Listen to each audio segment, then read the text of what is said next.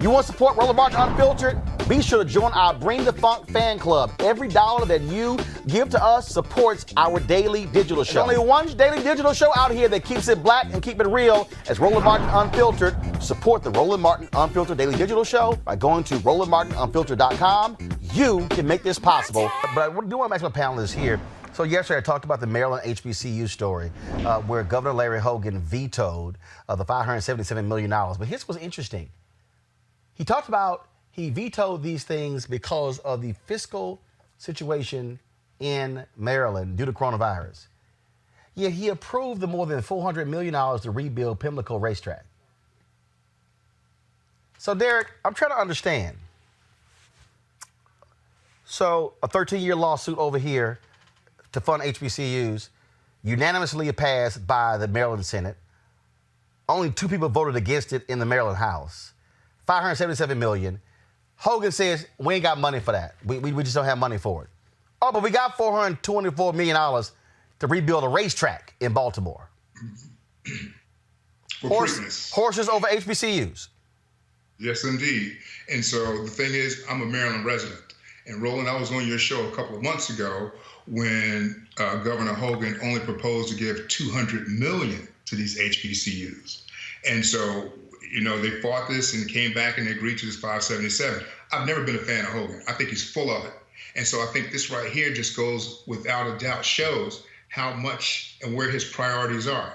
He's putting this, as you said, horse racing in front of education and black students. And there's no excuse for it. And I think, again, when we talked about this months ago, Roland, we talked about the public outrage and how there needs to be protests. Well, we can't protest physically, but we can certainly do what we did for what happened with this shooting and make our voices be heard. Well, actually, and hopefully he can change his whole perspective on it. Here's the deal, Robert. We had a rally that took place several months ago, served that particular purpose. Look, it was only 2 people voted. 120 people voted for it in the House. 2 voted against.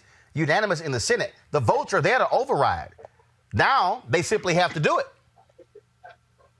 And I think that has to be the clarion call of the people. It's interesting the value judgment we make as a society when it comes to money. We never, for some reason, run out of money for corporate bailouts. We never run out of money for aircraft carriers or for Space Force or anything along those lines. But when it comes to feeding a hungry child or to educating our population, suddenly we just ran out of money at the last minute. We just ain't got money for it. And what it comes down to is the influence of people over lobbyists in politics. Lobbyists have more influence than people do right now. But what we've seen through many of these anti-lockdown protests nationwide is that people can take that power back. Follow the lead of some of these Tea Party folks. Follow the lead of some of these anti-lockdown people. If they can overcome math, science, and nature in 2 weeks to get the country open back up for them, then we might have to be doing some of the same things to make sure we get the funding for the things we need. How utterly laughable, Dr. Carter. Oh, we got no money for the funders HBCU settlement, but we got money for a racetrack. Of course, but that's, again, about values. You pay for what you think is important. And this is something that these HBCUs have been fighting the state of Maryland for 4 years, and Maryland has dragged its feet every step of the way. And now they have what they think is a reasonable excuse for not giving these schools what they're due. This isn't some money that is just, these schools are asking. This is money that they are owed. This is money that they're due because of policy made by those same politicians in many cases. So I'm not surprised that they chose to fund Pimlico over the HBCUs in this case. Every single night. We've got some of the top black experts. You're not going to see them on cable news or broadcast news because you swear black people aren't experts when it comes to this health crisis. That's why we have this show and why we do what we do every day on Roland Martin Unfiltered. Joining us right now is retired General Russell Honore, the nation's first black Surgeon General, Dr. Joycelyn Elders. John Hope Bryant, he is the founder of Operation Hope.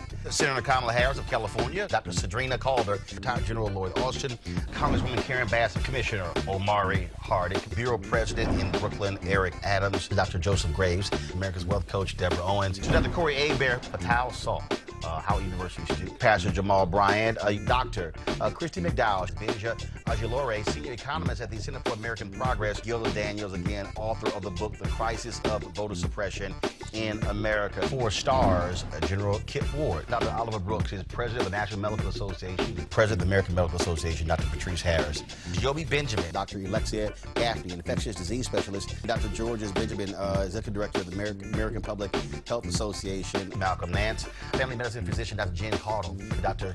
Tashaka Cunningham, a molecular biologist. Kat Stafford, she's a national race and ethnicity reporter for the Associated Press. Dr. Wayne A.R. Frederick, who is the president of Howard University. Congresswoman Yvette Clarke from the state of New York. William Spriggs, AFL-CIO economist. Andrea James, executive director of the National Council for Incarcerated and Formerly Incarcerated Women and Girls. All right, let's go to Capitol Hill. Congressman Gregory Meeks, Congresswoman Eddie British Johnson of Texas, Congresswoman Barbara Lee, Minnesota Senator Amy Klobuchar, mental health clinician Jamie Singletary, Prince George's County State's Attorney Aisha Brayboy, as well as Dylan Hayrie, ACLU Justice Division strategist. Dr. Cindy Duke, she is a virologist. Principal Steve Perry of Capitol Prep. Health and wellness specialist Dr. Yolandra Hancock. Desmond Meade, president of the Florida Rights Restoration Coalition. Cliff Albright, who is the co-founder of Black Voters Matter. Michael Harriot with The Root.